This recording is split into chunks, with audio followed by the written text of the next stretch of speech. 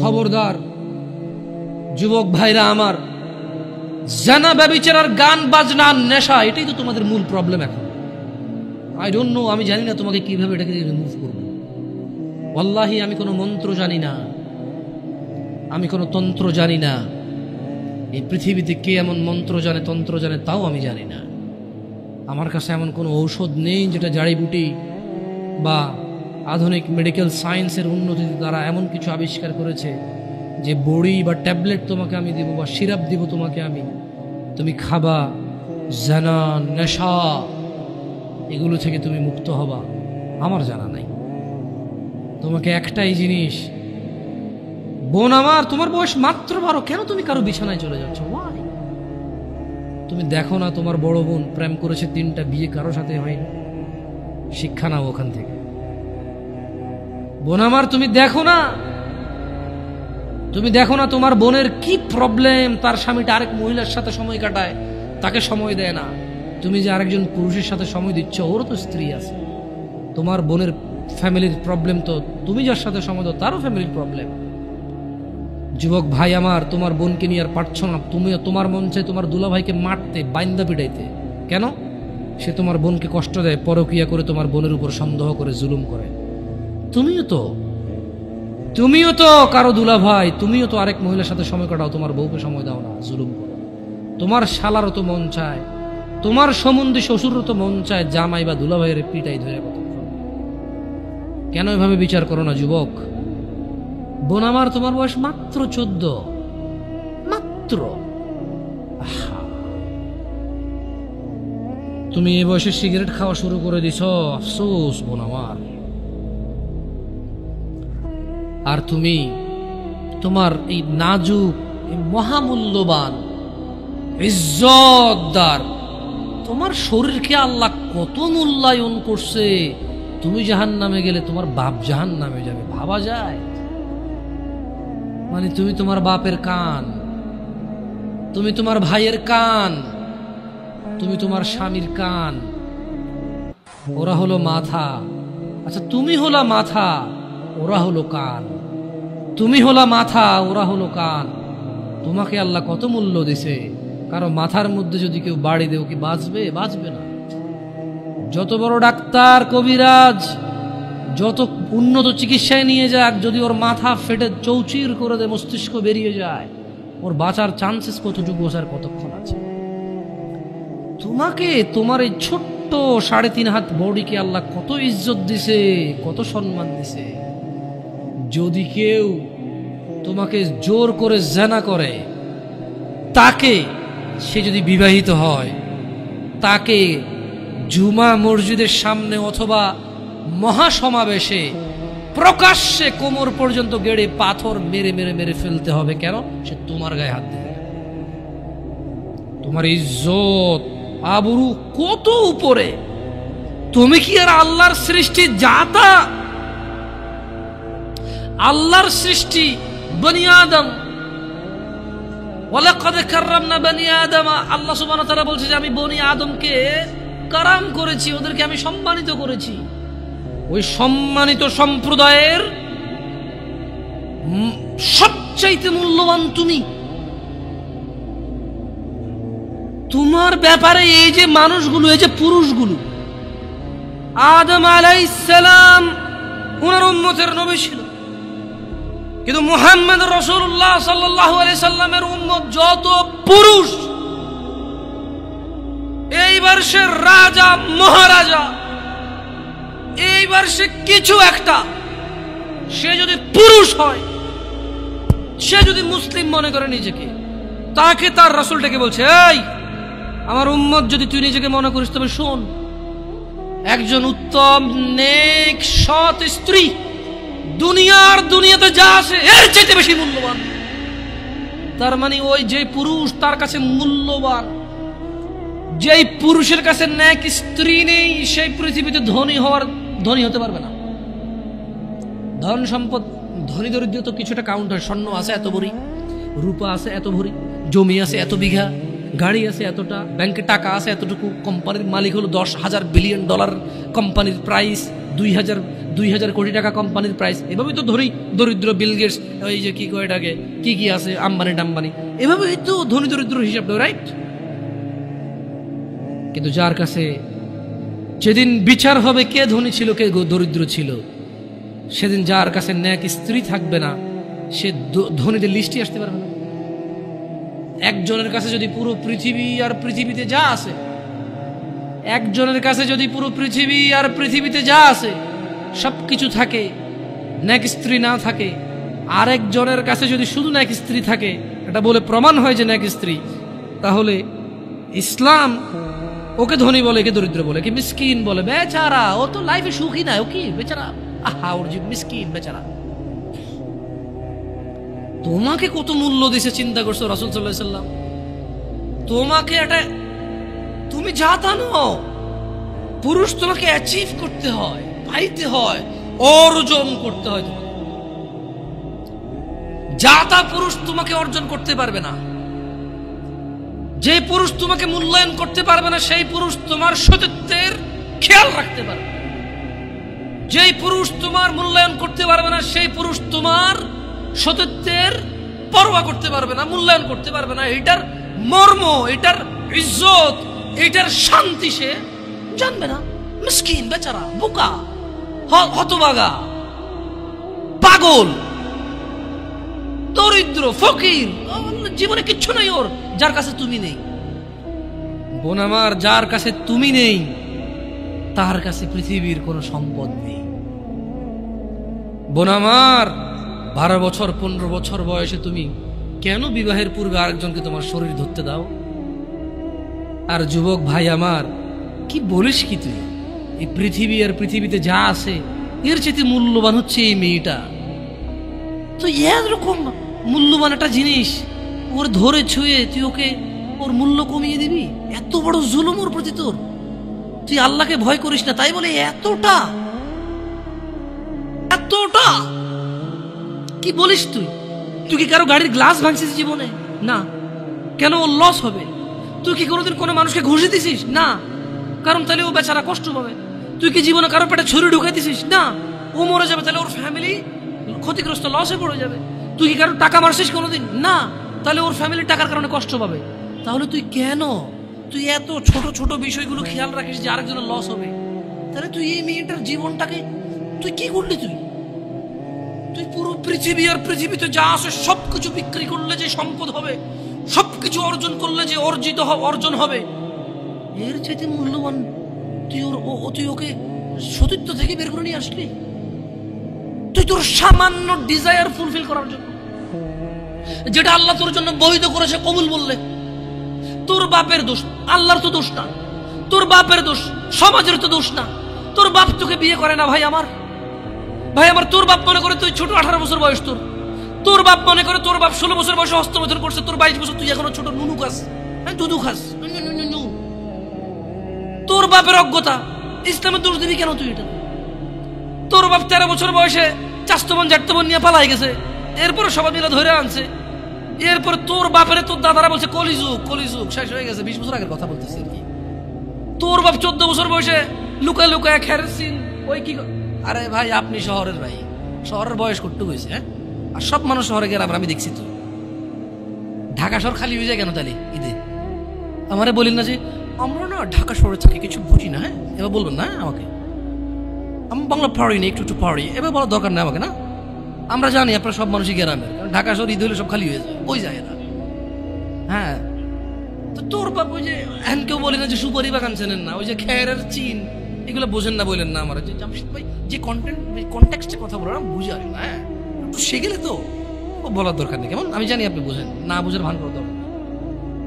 আচ্ছা, তো তোর বাপে 14 বছর বয়সে এই বাঁশবাগান আশবাগানে যে জেনায় লিপ্ত ছিল, তোর বয়স 25, কয় এখনো ছেলেটা বড় হয়নি।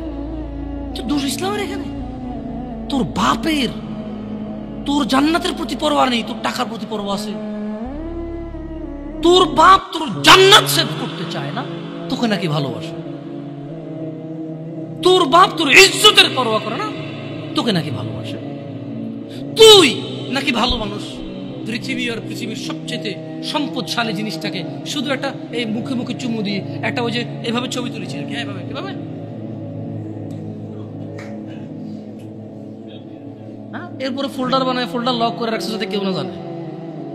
এরপরে ওই মাইয়ের বিয়ে ঠিক হয়ে গেলে ধমক দেয়, ছবি পাঠাবো একটা একটা করে। সামান্য ডিজায়ার যেটা তোর হালাল ভাবে আল্লাহ দিছে, একটু সবর কর, একটু সবর কর। তুই ক্লাস 5-এ পড়তেছিস, 6-এর জন্য ওয়েট করতেছিস না? তুই ক্লাস 8-এ পড়িস ভাই আমার, ছোট পিচ্ছি সোনামণি ভাই আমার। তোকে আমি আমার মাথায় রাখি, তুই বলছিস রাগ করিস না। তুই বললে আমি না অত তো সিনেমা নাটক দেখি না, তোরাই কস। তুই বললে আপন, তাই তোরা আপন করে বলতেছি। আবার কইস না হুজুরের ব্যবহার খারাপ। উনি তুই করে কেন বল, উনি এভাবে কেন কথা বলেন, নিজেকে কি মনে করে? না, তোরাই ডায়লগ দিস। আসলে তুই বললে আপন মনে হয়, আমি এই জন্য ভাই তোরা আমার কইছিস তুই বললে আপন, আমি তুই বলি। আমি তো সৌদি আরব বড় হয়েছি, আমি তো দেশে বড় হই নাই। আমি আসার পরে সব ডাইরেক্ট দেখছি আসলে আপন জনকে তুই বলে, হ্যাঁ তুই বললে আপন মনে হয়। আমি তোরা আপন মনে করি, কারণ ইন্নামাল মুমিনুনা ইখওয়া। 1450 বছর আগে আল্লাহ আমার কাছে তুই আমার ভাই। কত আপন তুই চিন্তা কর। তোরা তুই গমু না কারে গমু রে ভাই আমার? তুই আমার আচরণে যাইস না। হ্যাঁ, তুই আমার কত পুরনো ভাই তুই জানিস? আমার মায়ের পেটের ভাইটা আমি যেদিন জন্ম হয়েছি বুঝতে পারছি, সেদিন আমাকে আমার বাপ মা, আমার পরিবেশ বলছো আমার মায়ের পেটের ভাই। কিন্তু অ্যাজ এ মুসলিম তুই আমার ভাই। 1450 বছর আগে এটা ঘোষণা হয়ে গেছে পৃথিবীতে। তোকে যদি আমি তুই না বলি, আদর করে না বলি, আপন না মনে করি, কাকে মনে করবো রে? তুই তো আমার তুই তো আমার আপন। এমন করিস না ভাই আমার। তোর বয়স সবে 14 বছর। একটু অপেক্ষা কর, একটু অপেক্ষা কর। তোর বাপ বিয়ে করেছে, তুই পৃথিবীতে আসছিস। তুই এমনি এমনি আসিস নি। তুইও বিয়ে করবি, তুইও পৃথিবীর সমস্ত সুখ পাবি ইনশাআল্লাহ। তোর ছেলে সন্তানও এমনি এমনি আসবে না। তুইও আল্লাহর দেওয়া নিয়ামত উপভোগ করবি এবং আল্লাহর প্রশংসা করবি। অপেক্ষা কর ভাই আমার, অপেক্ষা কর। খবরদার, বেখেয়ালি হওয়া যাবে না, বেখেয়ালি হওয়া যাবে না। আর নিজের সামান্য ডিজায়ারকে ফুলফিল করার জন্য পৃথিবীর সবচেয়ে দামি সম্পদটাকে সবচাইতে সস্তা নিকৃষ্ট করে দেওয়া যাবে না। কেমন? বিয়ের পূর্বে কোনো মেয়ের গায়ে হাত দিবি না ভাই আমার, খবরদার। বিয়ের পূর্বে কোনো মেয়ের সাথে কথা বলবি না, খবরদার। তোর যোগ্যতা নেই ওর সাথে কথা বলার। তুই কে রে? বামন হয়ে চাঁদের দিকে হাত বাড়াবি না। আমার বোনরা চাঁদ। ওয়াল্লাহি যেদিন ইসলামী শাসন আসবে, যেদিন ইমাম মেহেদী আসবে, যেদিন ঈসা আলাইহিস সালাম আবার আসবে, ওনার বোনদের উপর যারা হাত দেবে উনি হাত কেটে ফেলবে। তুই বামন হয়ে চাঁদের দিকে হাত বাড়াইস না। আমার বোনরা চাঁদ। ইসলাম মেয়েদেরকে চাঁদ বলেছে, আর তোকে বামন বলেছে বেটা। তুই বেটা ছেঁড়া খাতা শুয়ে লাখ টাকার স্বপ্ন দেখিস, বিয়ের আগে মেয়ের গায়ে হাত দিস। তোর সাহস কত? তোর সাহস কত? তুই জানিস না মুহাম্মদ সাল্লাল্লাহু আলাইহি সাল্লাম বলছে নেক স্ত্রী দুনিয়াতে যা আছে ওর চেয়ে বেশি উত্তম। তুই কি করে ওর গায়ে হাত দিস বিয়ের আগে? তোর সেই যোগ্যতা আছে বল? তোকে আল্লাহ জাহান্নামে ফেলবে, তোকে আল্লাহ জ্বলন্ত আগুনে নিক্ষিপ্ত করবে, তোর শরীর পচবে, তোর শরীরের গন্ধে জাহান্নামীরা থাকতে পারবে না। তোকে আল্লাহ এত নিকৃষ্ট শাস্তি দেবে কেন? কারণ তুই এত বড় জঘন্য কাজে লিপ্ত হয়েছিস। আমারে বুঝাস না মেয়েরা খারাপ, মেয়েরা খারাপ। আমি তো এত খারাপ দেখি না। তুই কোথায় তো খারাপ দেখিস? আমি তো দেখি তুই বেটা 10-এ পড়িস মাত্র। তোকে আমি ছোট করে দেখছি না বেটা। তুমি বের হও, ছবি পাঠাও, নাহলে হাত কেটে ফেলবো আমি। দেখো আমি 20-এর বোতল নিয়ে আসি, ছবি পাঠাও। তুই বেটা আমার বোনটাকে বেটা ফুসলেছিস বেটা। ফাজিল, মেয়েরা খারাপ, মেয়েদের খারাপের কারণে দুনিয়া। তুই কে রে? তুই কি মেয়েরা খারাপ? শোন, আমাদের গ্রামে প্রবাদ আছে, ধর্মীয় কথা না এটা। এখন যেটা বলছি এটা প্রবাদ, এটা ধর্মীয় কথা না। কোন মেয়ের দেখবেন হাঁটুর উপরে কাপড় ওঠে, আর নামে না বেটা। তুই উঠাইছিস হাঁটুর উপরে কাপড়, ও উঠায়নি। হাঁটু পর্যন্ত তুই উঠাইছিস, আর এখন সে নামাচ্ছে না। তুই মনে করিস তুই বেঁচে গেছিস না? তুই মনে করিস তুই জিনাই জেনা না? না বেটা, ও তোর সাথে জেনা করেছে, এরপরে তোকে বাদ দিয়ে আরেকজনের সাথে করবে, আরেকজনের সাথে করবে। আর তুই সূচনা, তুই ওকে শিখাইছিস। এটা সব গুণ তোর উপরে আসবে বেটা। তুই নিজের ছোট পাপিষ্ট মনে করিস না? তুই মনে করিস কি হয়েছে, আমি তো একটা চুমাই নিছি। আমি তোকে বলছি ছবি তুলে পাঠাও, টয়লেটে যাও, ব্লাউজ খুলে ছবি তুলে পাঠাও, জামা খুলে ছবি তুলে। ফাজিল, আল্লাহ তোকে হিদায়াত দিকে, আমিন। ভয় পা, ভয় পা, আল্লাহকে ভয় পা। ছোট ভাই আমার, সবাই বুড়া হয়ে মরে না, বহু মানুষ যৌবন্ত অবস্থায় মরে যায়। ছোট ভাই আমার, তোর ঘরেও বোন আছে, ভয় পা, আল্লাহকে ভয় পা। তুই এত বড় অপরাধে লিপ্ত হইস না। তুই মেয়েদের হাঁটু পর্যন্ত কাপড় তুলিস না, খবরদার, খবরদার, তুই এটা করিস না। তো মানুষ তো বেশি নাই, তারপর আলহামদুলিল্লাহ সবাইকে কবুল করুন, যেহেতু ঘরোয়া পরিবেশে। বলেন তো কোনো মেয়ে, আপনার বয়স তখন 16 বছর ছিল আর কি, আচ্ছা যান, কোনো একটা 14 থেকে 18 বছরের মেয়ে আপনাকে বলছে চলো আমরা একসাথে থাকি, বলে 1 লাখ একটা পাবি না, 1 লাখ। আমি বলে দিচ্ছি, চ্যালেঞ্জ হলে আসিও, তুমি প্রমাণ করে দিয়ে যাও। মেয়ে কি বলো, মেয়েরা প্রেম হারাম ইসলামে, ইসলামে বিয়ের পূর্বে সম্পর্কই হারাম, কিন্তু এর মধ্যেও কোনো মেয়ে ছেলেকে বলে না কিস করো, আমাকে একটা তোমার লুঙ্গি খুলে ছবি পাঠাও, বলে না। প্রত্যেকটা ছেলে বলে, প্রত্যেকটা ছেলে বলে, এভরি সিঙ্গেল ছেলে বলে।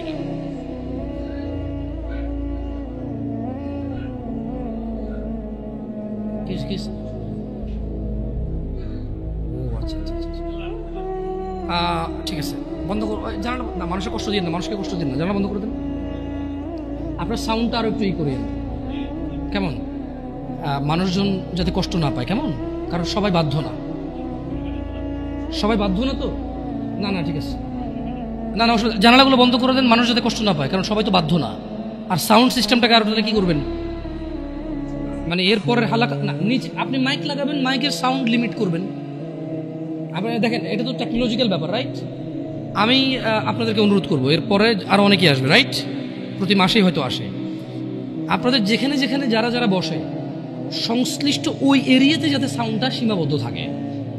নিচতলায় তো আর এখানকার সাউন্ড যাবে না, নিচতলায় আলাদা একটা সাউন্ড ওই যে লাগাই দেন, মাইক্রোফোন লাগাই দেন, মানে স্পিকার, সরি, নিচতলায় কি আর একটা, আর মাটিতে বাড়ি দিলে কে চেতে ওঠে, ওটা তো হয়। যাই হোক, তো তোমরা এই অন্যায়টা করবা না। আর যদি তোমাদের মনে হয় যে না, তোমাদেরকে কোনো 16 বছরের 17 বছরের যুবতী মেয়ে বলছে যে মানে আজে বাজে অফার করছে, আমাকে বলিও, আমার ফেসবুকে তো জানাই আছে না, আমাকে বলে ভাই ভাই ভাই এক আজব ঘটনা ঘটে গেছে ভাই, 16 বছরের মেয়ে আমাকে বলতেছে আজে বাজে কথা। না, মনে রাখবা, তোমরা যারা মেয়েদেরকে এত বিচ্ছিরি ভাবে ফেসবুকে কমেন্টস করো না, খারাপকে খারাপ বলবে, এটা আমি জানি, খারাপকে খারাপ বলতে হয়, কিন্তু তুমি মনে রাখবা, তোমার মতো আমার মতো কোনো ছেলে দায়ী এটাতে। কারণ আমার মনে হয় না কেউ প্রুফ করতে পারবে যে কোনো বিবাহ হয় নাই এমন মহিলা ছেলেদেরকে আজে বাজে প্রস্তাব দিবে, আমার মনে হয় না। হ্যাঁ, বিবাহের পূর্বে দিতে পারে কারা, যাদেরকে 12 বছর 13 বছর থাকা অবস্থায় তাদেরকে তাদের বয়ফ্রেন্ডরা আজে বাজে পথে নিয়ে চলে গেছে, সেটা ডিফারেন্ট ইস্যু হতে পারে। বাট নর্মালি যে কোনো ছেলে যে কোনো মেয়ের সাথে পরিচয় হলেই কিন্তু আজে বাজে প্রস্তাব দেওয়া শুরু করে। আল্লাহ আমাদেরকে বোঝার তৌফিক দান করুন। আর যুবক ভাইরা আমার, মনের দাসত্ব করা যাবে না। আল্লাহ সুবহানাহু ওয়া তাআলা কুরআনুল কারীমে বলছেন, ওয়ামা উবাররিউ নাফসি, সূরা মানে ইউসুফ আলাইহিস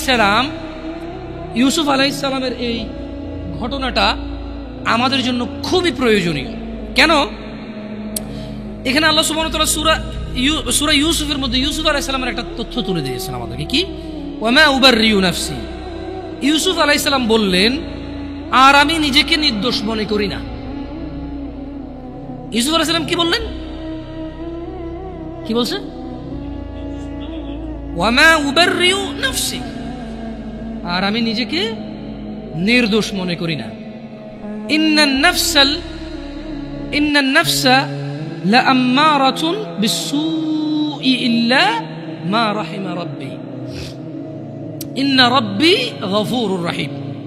তিনি বলছেন যে আমি ইউসুফ আলাইহিস সালাম নিজেকে নির্দোষ মনে করি না, কেননা নিশ্চয় মানুষের নফস খারাপ কাজের নির্দেশ দিয়েই থাকে। তিনি কেন নিজেকে নির্দোষ মনে করে না?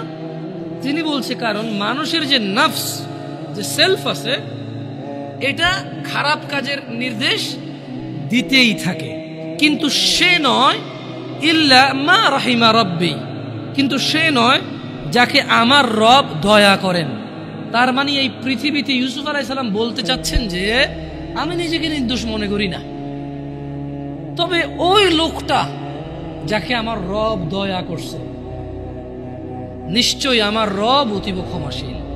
তার মানে যদি আমরা আমাদের হৃদয়কে যদি আমরা চাই যে আমাদের হৃদয় আমাদেরকে জানার দিকে না ডাকুক, নেশার দিকে না ডাকুক, ব্যভিচারের দিকে না ডাকুক, জুলুম অত্যাচার সুদ ঘুষের দিকে না ডাকুক, যদি এটা আমি চাই, তাহলে আমি আমার রবের দয়া প্রত্যাশী হতে হবে এবং নিজেকে এমন কর্মব্যস্ততায় রাখতে হবে যে কর্মফলে রব আমার উপর সন্তুষ্ট হয়ে আমাকে দয়া করবে এবং সেই দয়ার বদৌলতে আমার হৃদয় বা আমার নফস আমাকে খারাপ কাজের আদেশ দিতেই থাকবে না।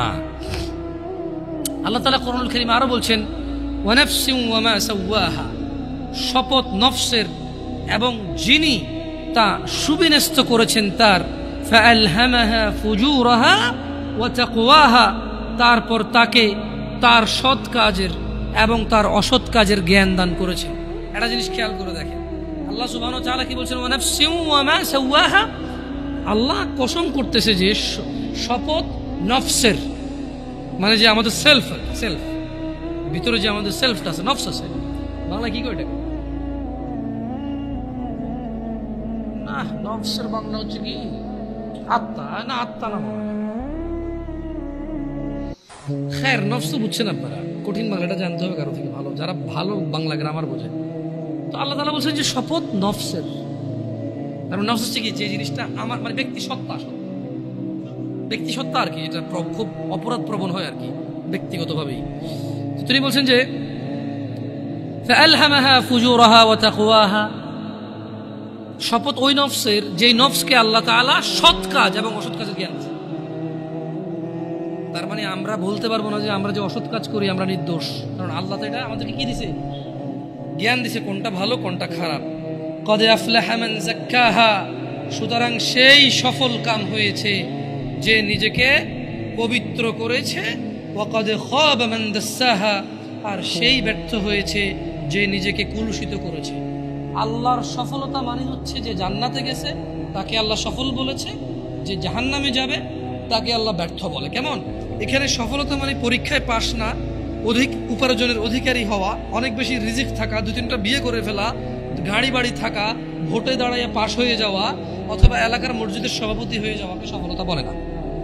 আল্লাহ সুবহানাহু ওয়া তাআলা যখন কোনো সফল কাম কাউকে বলে, আল্লাহ এটা মিন করে এবং এটাই মূল উদ্দেশ্য যে সফল মানে হচ্ছে জান্নাতি। সফল মানে কি? যে লোক জান্নাতে যায় নাই সে সফল হয় নাই, যে লোক জাহান্নামে গেছে সে সফল হয় নাই, সে ক্ষতিগ্রস্ত হয়ে গেছে। কেমন? এইটা আমাদেরকে খেয়াল রাখতে হবে আমার ভাইয়েরা। আমাদের নফসের প্রতি আমাদের দুর্বলতা থাকবে, এটা ন্যাচারাল বিষয়। তবে যে হৃদয়কে আল্লাহ ভালো এবং মন্দের জ্ঞান দিয়েছে, এটা দিয়ে যদি আমরা আল্লাহর রহমতের কামনা করি, তাহলে আমাদের এই কুপ্রবৃত্তি থেকে আমাদের রেহাই পাওয়ার কি আছে, সুযোগ আছে। জুয়া একটা সময় ছিল কি মনে হয় এভাবে কার্ড দিয়ে এভাবে যারা খেলতো তাদেরকে জুয়া বলতো, মেবি ওইটাই একমাত্র জুয়া বলে মানুষ জানতো, যেখানে মানুষ হয়তো নিঃস্ব হয়ে যেত। কেউ ইভেন কেউ এরকম আছে যে বউ পর্যন্ত দিয়ে দিচ্ছে বাজিতে, যে এরপরে হারলে কি। আসলে বিবেক বুদ্ধি বিকৃত হয়ে যায়। তো আপনি এখন বলতে পারেন যে জামশেদ ভাই কি বলেন, কোনো মানুষ কি তার বউকে আরেকজনকে দিয়ে দিবে জুয়া খেলে? এরকম নিচে নামবে? আরেকজনের বউকে, লোক নিজের বউকে জুয়া খেলতে দিচ্ছে। কত মানুষ, কত বাপ মা আছে জানে মেয়ে এখানে চাকরিতে গেলে, ওখানে গেলে, এখানে গেলে মেয়ে হয়তো অবৈধ কর্মে মেয়ের অনিচ্ছা সত্ত্বেও হয়তো ট্র্যাপে চলে আসতে পারে, হয়তো মেয়ে ওই রকম সিচুয়েশনে পড়ে যেতে পারে যে সে তার মানে যে তার ইজ্জত আব্রু রক্ষা করতে পারবে না। তারপরে তো বাপ মা এগ্রি করতেছে। আপনি স্বামীর কথা কেন বলতেছেন? সে জুয়া খেলে দিয়েছে এই জন্য না। অনেক ক্ষেত্রে অনেক বাপ মা মনে করে যে চোখে উন্নতি করতে হলে অনেক কিছু করা লাগে, এটা বলে। আবার হয়তো বাপ মা তো মনে এরকম আসে না, হয়তো নিজের ছেলে সন্তান তো পিওর মনে করে সবসময়। কেমন মানে ছোটবেলা থেকে, একদম ছোট থেকে পালে না, ইনোসেন্ট থাকে তো।